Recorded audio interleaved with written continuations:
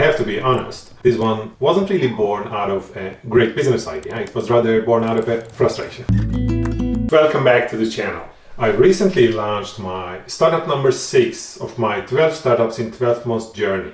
And I have to be honest, this one wasn't really born out of a great business idea. It was rather born out of a frustration. So if you're following my channel, you probably know that I've already shipped 5 other mobile apps in this challenge. Frankly speaking, the coding side of things is actually quite a lot of fun.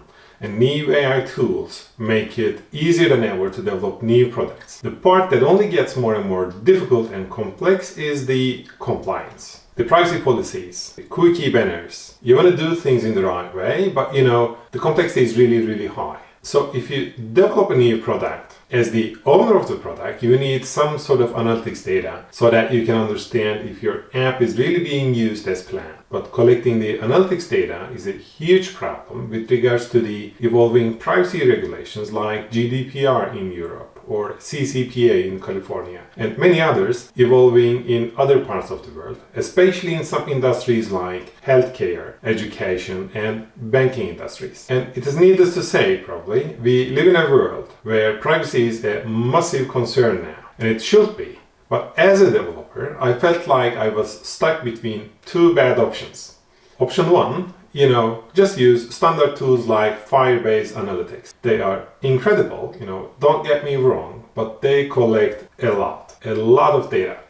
Device IDs, advertising IDs, user profiles. You collect things that you essentially do not always need, and you all of a sudden need to take care of a complex infrastructure to remain compliant with privacy regulations. The option 2 is a lot simpler. Don't have any analytics at all. Don't track anything, just fly blind. And you have no idea if anyone is actually using the features that you built. I didn't like either option, to be honest. So for startup number 6, I ended up building my 3rd option, my own privacy-focused mobile analytics platform. And I'm calling it Respectlytics, inspired by respectful analytics. Is it sort of mouthful? I don't know, but I like the name because I think the name itself sort of explains what the tool stands for. It's a privacy-first analytics platform for mobile apps in particular. It is respectful because it relies on strong data minimization when collecting the analytics data. And when I say privacy first, I don't just mean we have a nice policy. I mean we are technically paranoid about privacy itself by design. It is built on a concept I call return of avoidance, ROA. The idea is simple. The best way to protect user data is to never collect it in the first place.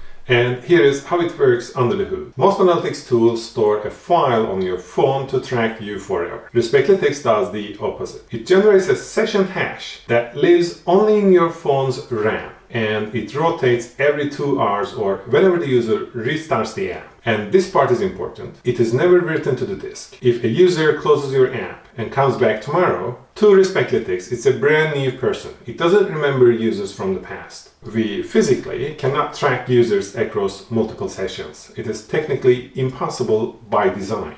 Now, this is the part where I want to be 100% honest with you. This tool is not for everyone, and I want to compare it directly to Firebase Analytics because I have lots of respect for what they have built. If you're running heavy ad and you need to calculate the precise lifetime value, LTV, of a specific user over the course of 6 months or something, or if you need to create user cohorts to see if people who signed up in January are still here in June, do not use my tool. Stick with Firebase. You need that intrusive data to be able to make those calculations, and collection of that much data comes with lots and lots of responsibility and compliance headache. But if you use Respectlytics, you gain something else, and it is peace of mind, because Respectlytics only stores 5 fields: event name, timestamp, platform, iOS or Android, country, and the temporary session hash, which makes the life much easier for developers because you can fill out your App Store privacy label in about 3 minutes or so. And you can find clear instructions at respectlytics.com on how to fill your App Store privacy label with regards to the analytics data collection.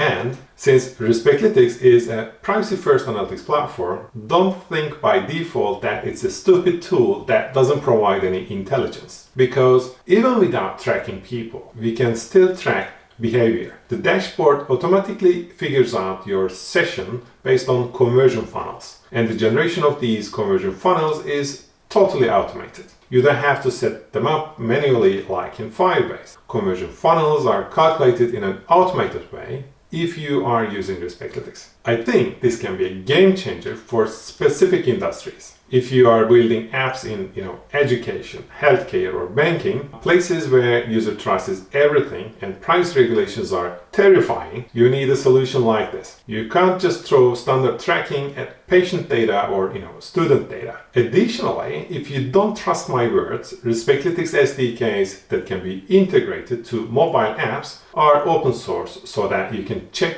in the code which data is really being collected by the platform. If you're a developer who is tired of the compliance headache, or you just want to treat your users with a bit more respect, you can just check it out at respectlytics.com. So that's startup number 6. Let me know in the comments, would you trade user retention data for zero compliance headaches? I really wonder where you stand. Thanks for listening and see you in the next episode for startup number 7.